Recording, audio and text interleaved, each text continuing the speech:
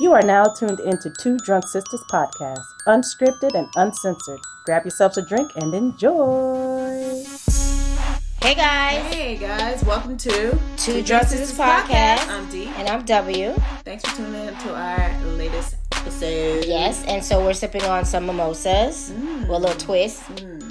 And that. Yes, W's mimosas is the shit. I think you should bottle it and sell it. Right. All right, so this episode that we're discussing This episode we're disgusting. we're discussing is whose house? His house. Whose house? His house. House. Okay. All right, so the synopsis of His House is: a refugee couple makes a harrowing escape from war-torn South Sudan, but then they struggle to adjust to their new life in an English town that has an evil lurking beneath the surface. Yes. So, this movie is pretty good. I really enjoyed it, and I was hesitant because I was like, But then when I saw, what's her name? Ruby, who also played on Lovecraft. Yeah.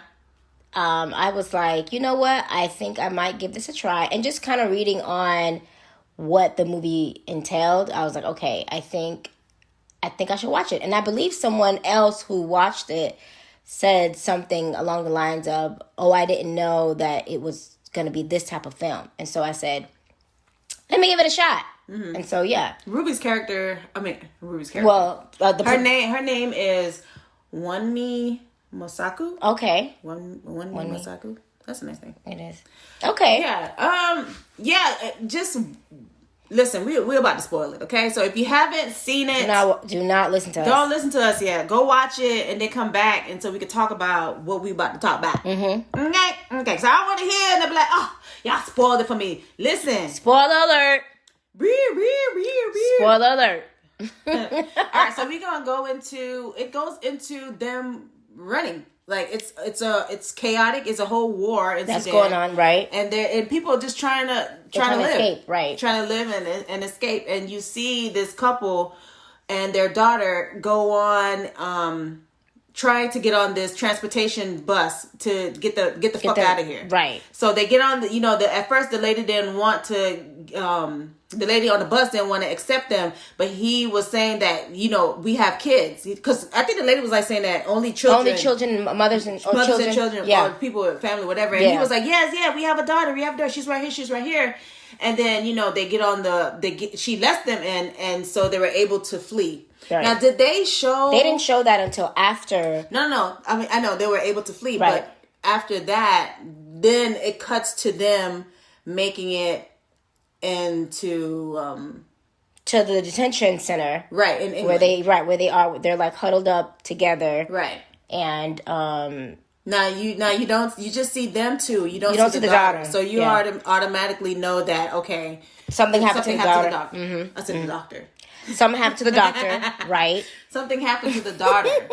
And so they're at this detention center and they're like, it's getting processed. As any immigrant who comes to the States or wherever they come from, they have to go through this They're seeking asylum. And so you see that you get the feel of what, like the inside look of what happens when foreigners come into... who's seeking asylum, and kind of like the background story of how that feels like. And so we get a picture of course, we may not know what it feels like to go through something like that, but we get a picture of what they are going through. Mm-hmm. And so there was a gentleman who was also in the room in another bed telling them, like, don't get excited. Don't get too excited. Because they could just say no. Right. And so that's kind of how it starts off. Mm-hmm. And then we see them in this office-like area where there's like a panel, okay? And we're as the audience, we're like, okay, they obviously have to ask questions in order for this couple to get temporary asylum. Right. And so they, you see the husband and the wife, and they're sitting there, and they're like, you could just see the look on their face. First of all, they're tired. Yeah. They're distraught. Right. They're not sleeping. They're not sleeping. Yeah. So, it's almost like, please let us in. Like, we don't want to go back home. Right. And so, yeah, so that's kind of how that part opens up into the intro of, like, his house. Mm-hmm. So now, of course, they did all, they went and sat with the panel, and the panel gave them asylum. Mm-hmm. They're like, okay, so if we give you this is the rules. You get us a monthly fee of 70-something pounds. Right. You're going to get this house, or not house, but you're going to get this living arrangement, and you won't be able to work. Right. And you can't change the spot. Refill. And you won't be able to change the spot. It's like, it's not Burger King. You can't get what you want when you want. So you get what they give you. Right. And so you see them being transported, released from the detention center, being transported to a place. I know a place. Being transported to their home. Right. So when they get there, automatically for me, it's like, I know they're going to give them the shittiest. Oh, yeah. Shittiest of the shittiest place that they're going to give these people. And when they pulled up, I was like, of course. It was... I hate to say, like, the ghetto, but it was... It was the ghetto. It was the ghetto part of the UK. Yeah. It was the ghetto. Well, I'm not from... The UK? We're not from the UK, so if that's not the ghetto, I'm sorry. But it just... The way the movie said it, like... You're right. The way that they... planted them, it just looked like the ghetto. Yeah, it was really dirty, like run down and just disgusting. Rats, roaches. Yeah, it just had a lot of nasty things, and these people who set them up was like making it seem like wow, this is a big house, this is gonna be all for you. You should be grateful that you have this. Again, and it's just, it made me feel those feelings of like entitled, not entitled. Say entitlement. It's just they don't give a fuck. Like they don't care. You take it or leave it. It's either you have this situation or you get the fuck. Go back to Sudan where there's a bunch of girls and everybody's getting killed. Yeah. So they drop them off to this spot. And they go inside, and of course it's it was mold. They had the roaches. It was terrible. It was just a terrible place. But you know what? They didn't care. They was like, okay, we'll make it work. We'll make it work, and we'll make it our own. Yeah. So, I want to say a couple of days passed. I want to say maybe the same day the fucking hauntings was starting. Yeah. And you would think while watching this film, you're thinking like, oh, bitch, they put them in a fucking haunted house. Like, why would they do that? Right. Because...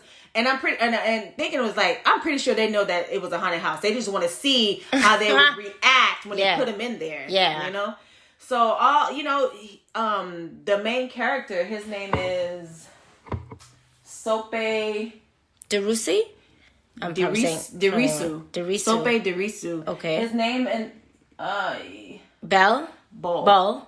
So his name in the movie is Bull. Okay. And he started to have he started to be haunted. The first sighting was of their daughter. Their daughter was in a corner, and he heard noises, and the hauntings just starting to get intense. He sees the daughter. The daughter looks like she's trying to attack him, and so the audience is like, we're thinking like, what the fuck is going on? You know what I mean? Mm-hmm. So, we're still up in the air, like, okay, this shit is happening. So we're like, with haunted houses, me and W know, like, okay, so they take on your fears, and so it takes on that energy and tries to haunt you with it. Right. But this is not the case with his house. So, which we will discuss later. So, all these hauntings that was going on, it made him ignore it. Like...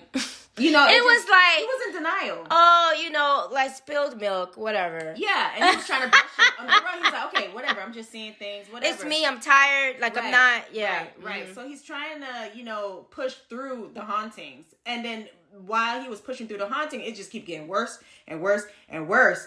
And this time, the nigga is like, fucking up the house. Right, putting holes in the walls and shit with the hammer. Yeah, because they started to come out out of the wall. Because he's like, this is my house. This is my house. You don't belong here. But meanwhile, the wife is just onlooking. Mm-hmm. She's onlooking at the same time. She definitely had her popcorn and eating it. Yeah, it's right. Like he was like, nigga. What this is, and I think she put two and two together because he would leave the house, right, and do his own thing, mm-hmm. and her being in that house, she sort of kind of saw it. She did, and she was trying to tell him, like, listen, something is haunting us. This is right. This is what it is, and then he tried to pretend like he didn't. Right, he didn't. And have she was like, experience. Something happened with him, and then he got scared, and she was like, you saw it too. Yeah. You saw it too. Like, why are you acting like you don't like you don't know what's going on? Yeah. So I think the wife at this point made peace. No, I wouldn't say made peace, but she accepted that they're being haunted. Yeah. She accepted it. And so while the husband is trying to like find a new life, it's like he doesn't want any of the Sudanese of the old life. Right. He don't want the old life. So he wants to start anew. It's like, okay, forget about how we was back then. We're trying to be new people, right. Different people. So he goes to the store, he goes out on the town, goes to a pub, and is just trying to assimilate being there. Yeah, and erase everything from his past. Right. Mm-hmm. So, of course, when the hauntings got extreme, he thought if we burn our old stuff, because he think the hauntings is attached to the clothes. The clothes was cursed or something like that. Yeah. So he's like, man, if we burn these stuff, we burn these items, we could be cleansed or whatever. And the wife is like, what are you doing? Right.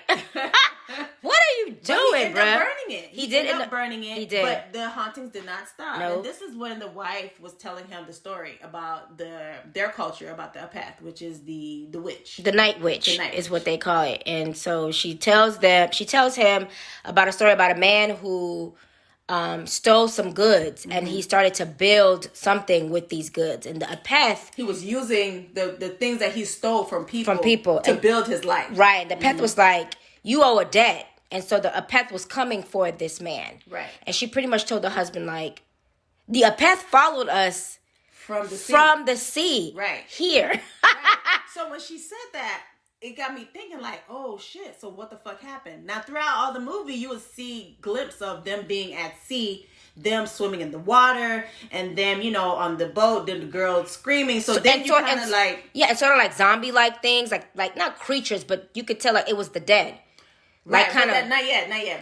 But what I was saying, like before they was the zombies, throughout the story, they were just showing clips of them being on the boat. Like, okay. Stuff. Right. Them being on the water, trying to swim out and stuff like that. So you see those clips, and then you start putting two together, like, oh, so the daughter must have died out in sea. Right.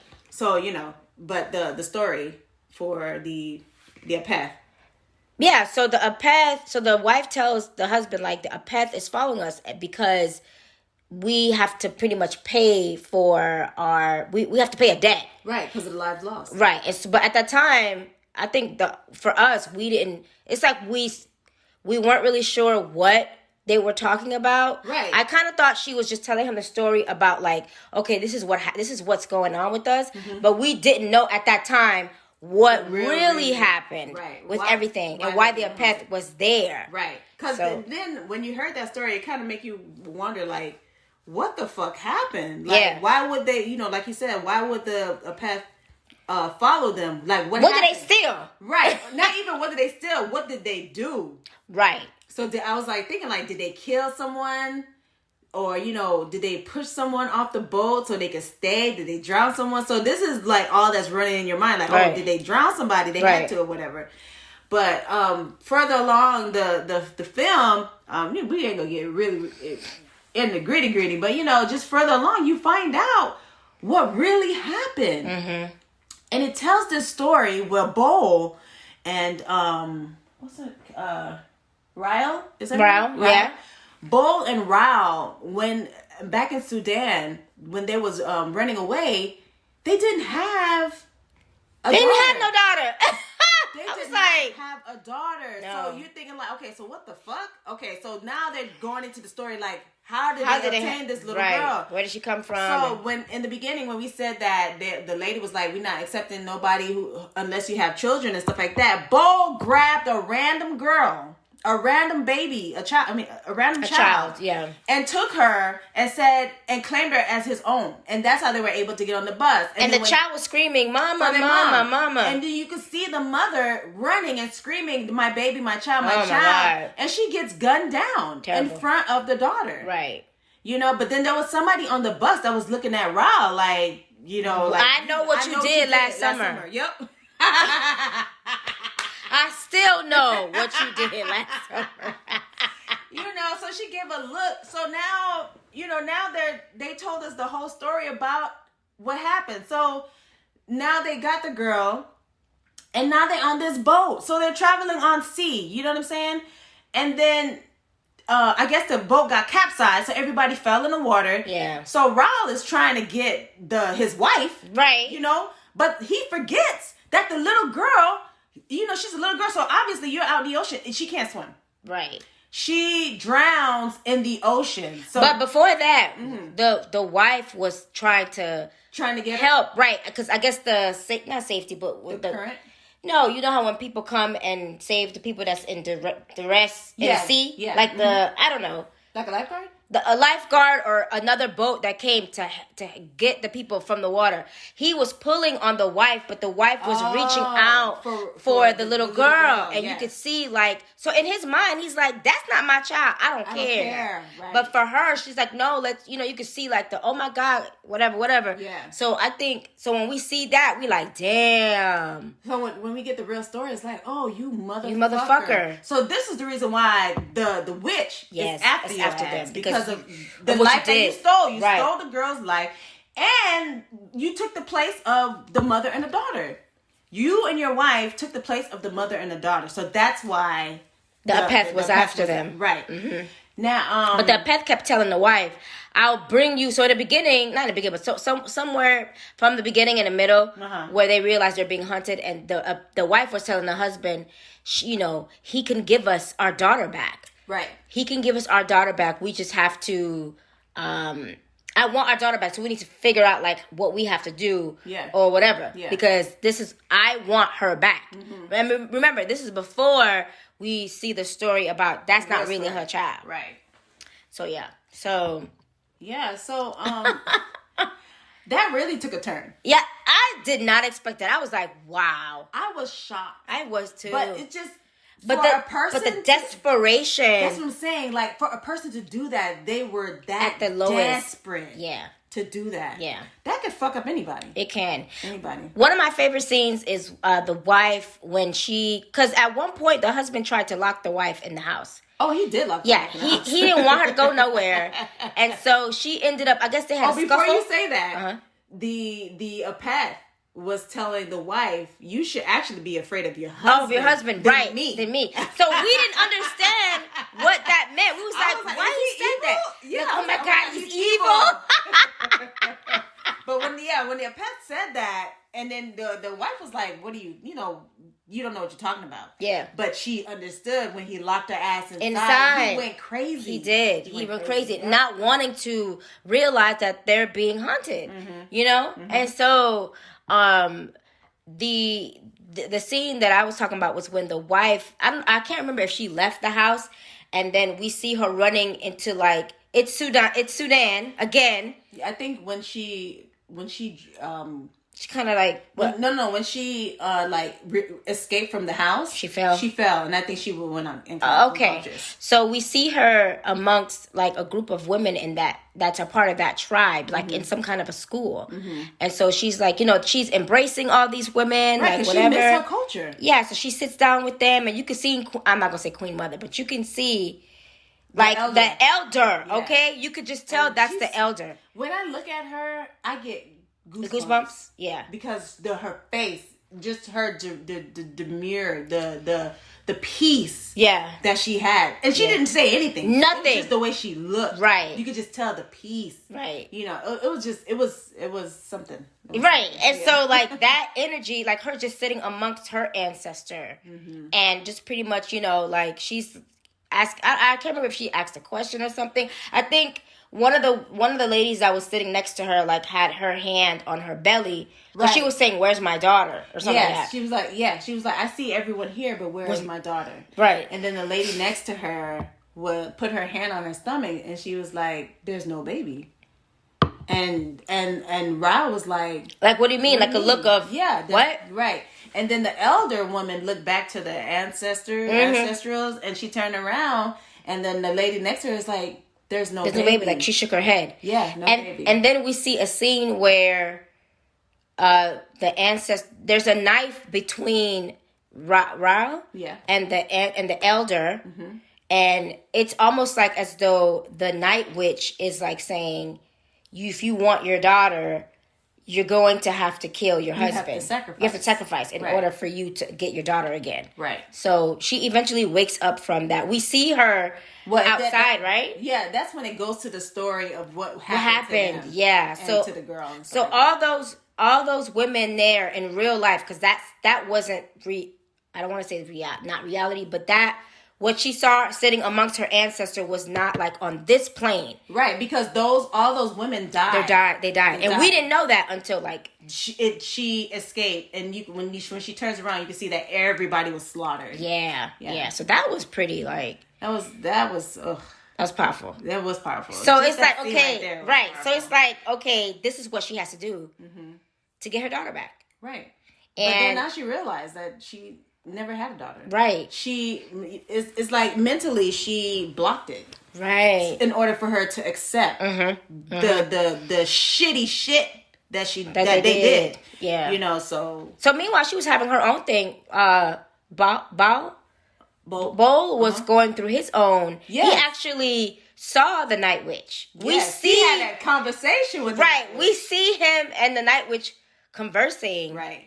And that's a scary scene, by the way. That is. That's a scary scene. And so we're just like, oh shit's about to get real. Like, it's some shit. And so Ball tells the Night Witch, Apeth tells him what he needs to do. Yeah. But Ball, you know, his ego is so strong. He's like, you can't hurt me. Mm-hmm. That's why you're coming to me like this, because you can't hurt me. Unless unless I invite you, right? And so he pretty much spat in his face. He said, in his face. And then he was able to wake up. But the path was like, oh, if you ain't gonna do that, then I'm just gonna keep on to you. Yeah, forever. Worse and no matter where you go, worse. I'm going to follow you. Right. Wow. So eventually he gave in. He was like, well, fuck this shit. Fuck it. Yeah. Because the path was just showing him all the dead people who died on sea and the life that he stole. Now, when he went to see the Night Witch said, "You stole." Right. No, he said, "Thief." I was like, wow. What? He called him a thief. Yes. What's really happening? Yes. So it's. Man, this movie got so many great aspects and great points, man. Your fears, your desperation, if you haven't racism. Oh yeah, racism. Oh my God. Yeah, racism. But yeah, go ahead. But I mean, if you haven't seen this film, go out and watch it. There's just so much great things about it. Yeah. Now the ending had a twist. I honestly didn't think that she would have killed the Night Witch. I thought that she was going to actually kill her husband. Right. Like, for a second, I was like, she's going to get rid of his ass. I just feel like black women are always saving the men. I mean, I'm keeping it real. Because you think about it, she's the one. Yeah, she's the one that realized what was going on, and she told him he had no denial. He was like, whatever. It's not. It's a haunting. It's whatever. But she was like, no, this is the Apeth. Right, Right. So I feel like that goes back to what you were saying. The whole, the women, the black women. So of course at the end, Bull, agrees to give his life. He was like, you know what? I'm fucking tired. Yeah. I guess he realized that he did wrong and he felt bad and he wants to atone. So he was like, all right, come get me. And so the Apache came through from the ground. From the ground. I was like, God damn. He came through from the ground to collect his soul. Yep. And while he was doing that, he was like entering him. Like you can see like almost consuming him almost. Yeah, he like was like eating him. And then that's when Raoul came and behead and cut the Night Witch throat. And then they were able to overcome. Now, it didn't stop the ghost. I think what it did was just they accepted the fact that they did took their life. I mean, take a life, but they did took a place of somebody else's life. Right. So they accepted that and they realized that they, no matter how much stuff that they have to remove, like no matter how much stuff you pile up on top of what you're trying to run away, it's still going to be there. Right. So, the key thing is just accepting it. And like you said, accepting it, and also, well, not learning from your mistakes per se, but just, like you said, atoning for what you've done. Yeah. So the price that you need to pay for what you've done. Right. So the ghosts are still there. They're just now they're in They're peace. part of the family. They're in peace. My question, of course, because I always think about shit like this. I was like, damn. So is there gonna be a new Apeth born? Are there more than one Night Witches? I'm pretty sure. But I feel like the Apache never dies. It's because it depends on the individual. Okay. Like the Apache will always be there. It's the individual have to learn how to accept, knowing that they did wrong. Stole a life. Okay. That makes sense. So it's like you almost like you have to conquer your fears, right? And then once you conquer it, it's like your fears will still be there, but it's conquered. It's conquered, right? Okay, yeah. That so makes that's sense. what I'm thinking. So because we know the spiritual, they never die, right? So it's a symbolism of them conquering their fears, because the house was never haunted. Right. It was them. It was them. So yeah. And so this is the Apeth. That story is like a Sudanese folklore or Sudanese. That's their culture. That's what they believe.